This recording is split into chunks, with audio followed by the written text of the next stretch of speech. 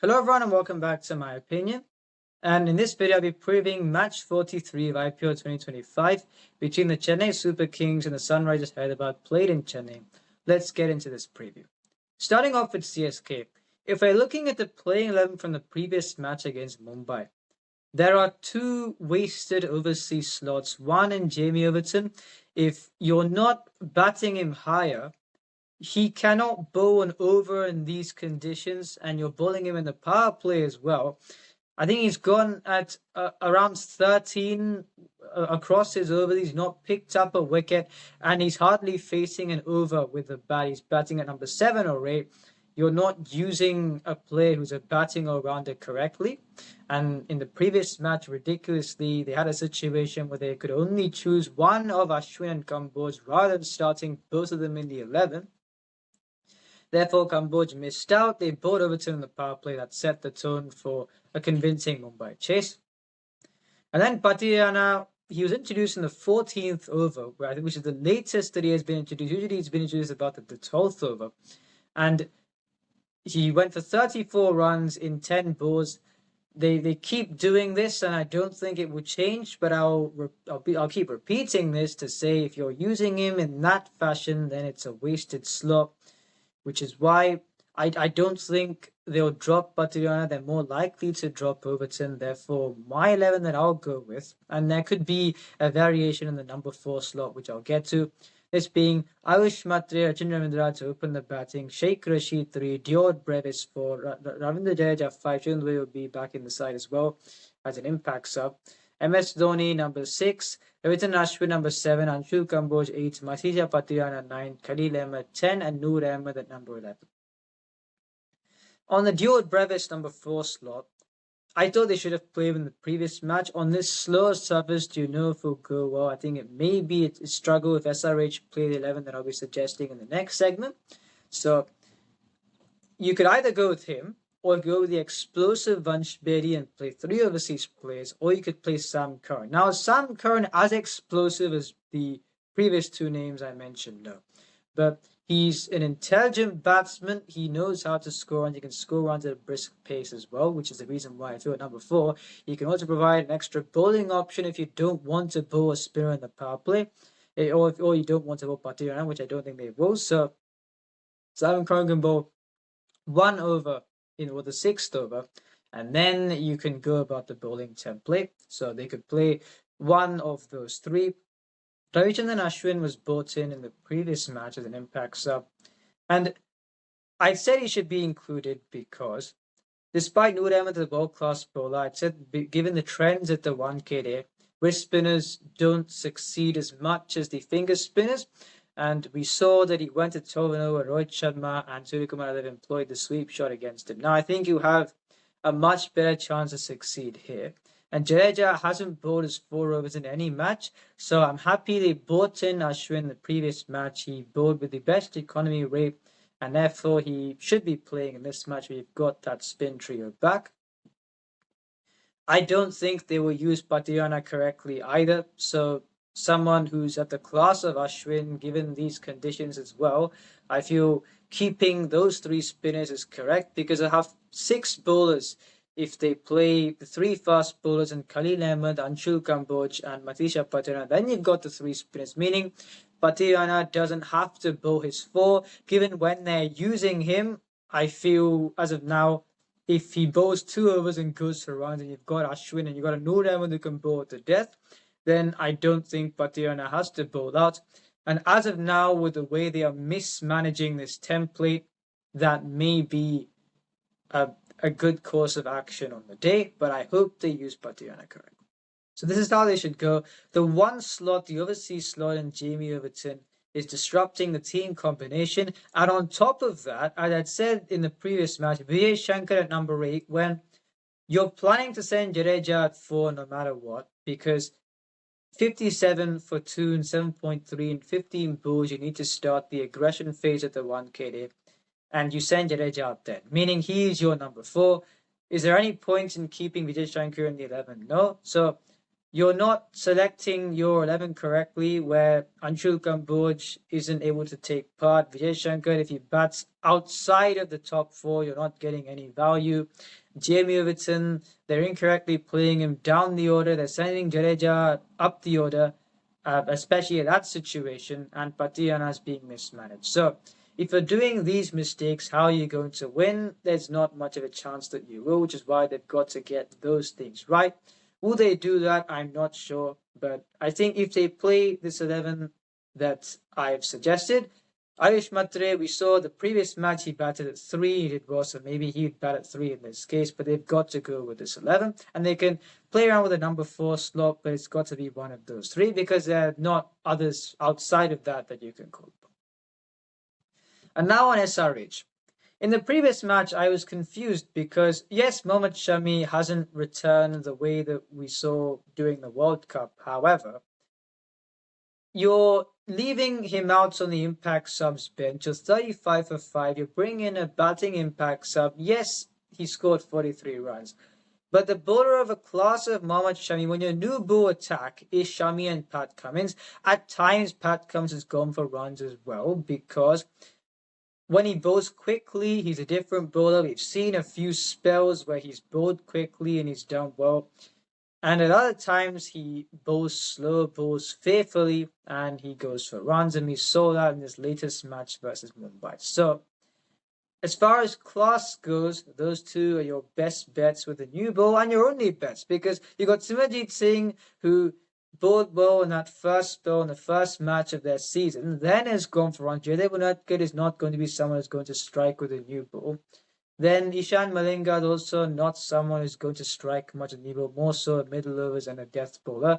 I'm not saying he can't bowl on the power play, but is he going to be as threatening as Pat Cummins and Mohammad Shami? No.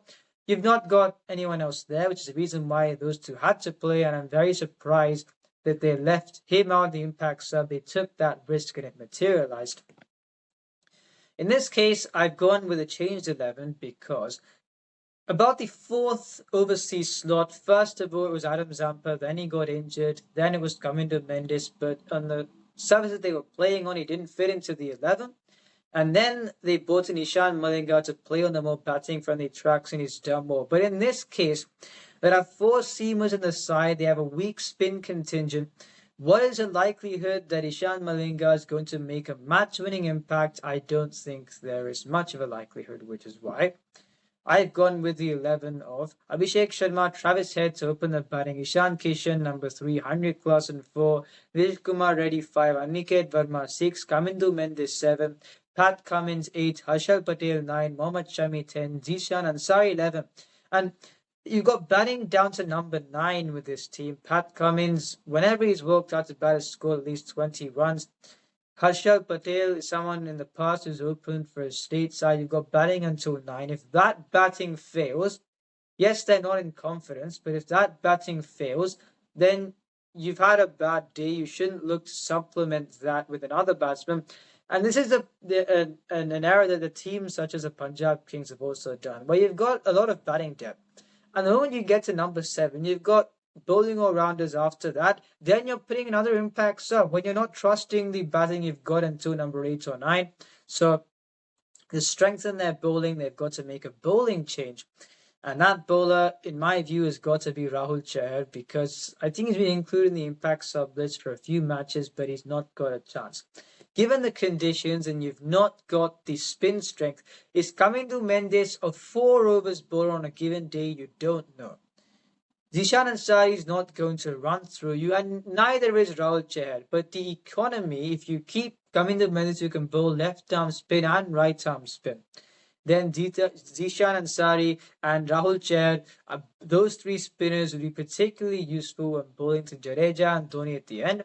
I've said Jadeja takes 14 balls to get going against spin. And we saw against Mumbai, even when Boo Jacks was bowling to him for the 1 over, and I think then there was Mitchell Santner at the end.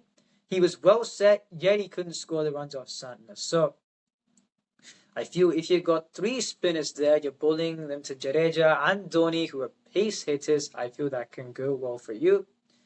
They've not got other options, because I think Smaran Ravichandran is the replacement for Adam Zampa. given this batting lineup, Abhinav Manor is an impact sub, which I don't think he should be included here because they shouldn't make a batting sub.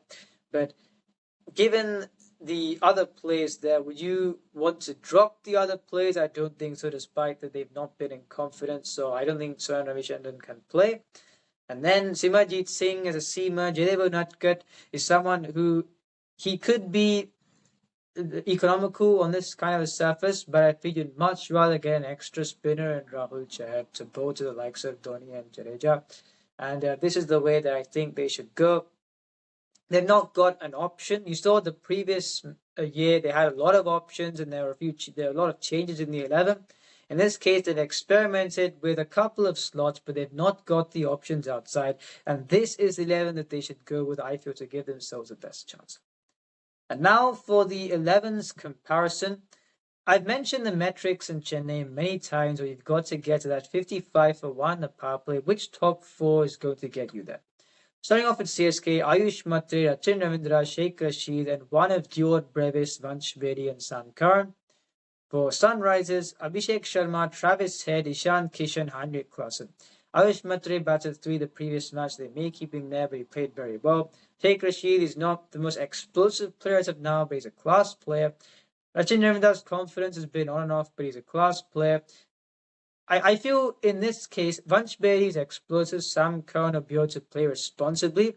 And as far as the bowling template is concerned, then Sam Curran can supplement that role, and he may. I think in that case he could play ahead of Dior Brevis if you're not going to bowl Patirana or Noor in the power play.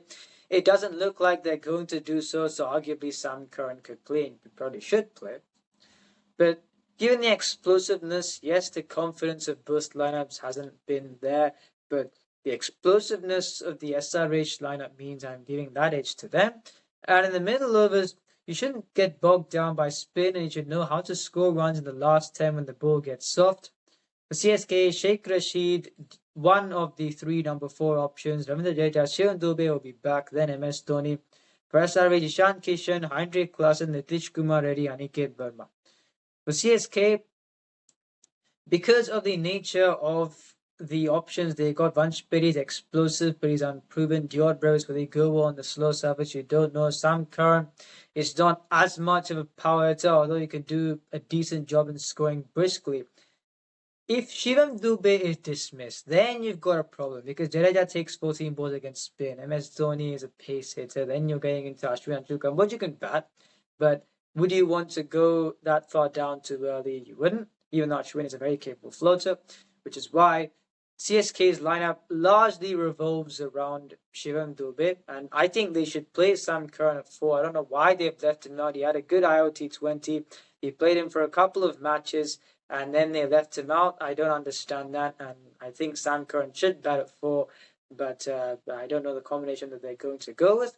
But in this case, if Shivam Dubey gets out, then you've got a bit of a problem, which is why for SRH, Ishan Kishan destructive, Heinrich Klaasen destructive. Nitish Kumar has been playing around that 100 strike rate, but he's been getting starts every match. Aniket Verma has been playing with great confidence, so the batting edge is with SRH.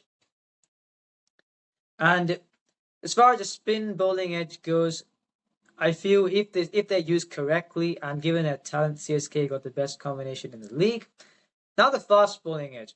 Yes, SRH have got Pat Cummins, Mohammad Shami. Mohammad Shami has not returned like the Shami of old. Pat Cummins, when he bowls quickly, he's economical, can pick wickets. When he bowls slow balls, he goes for runs. Khalil has been bowling very well. Anshul Kamboj, I don't know why they left him out the previous match. He bowled very well against LSG. So, despite the names would say Pat Cummins, Mohammad Shami, I feel based on the output, Anshul Kamboj, Khalil Ahmed have got the edge there. So, bowling at CSK, batting at SRH. I feel now both teams are on 1-2, lost 6. I feel SRH after the loss against Mumbai, their confidence would be low, and therefore with CSK's bowling edge, I think CSK will win this match at home, but let's see what happens. If you enjoyed this video, please like and subscribe, please share it with your friends, and remember, this is my opinion, what's yours?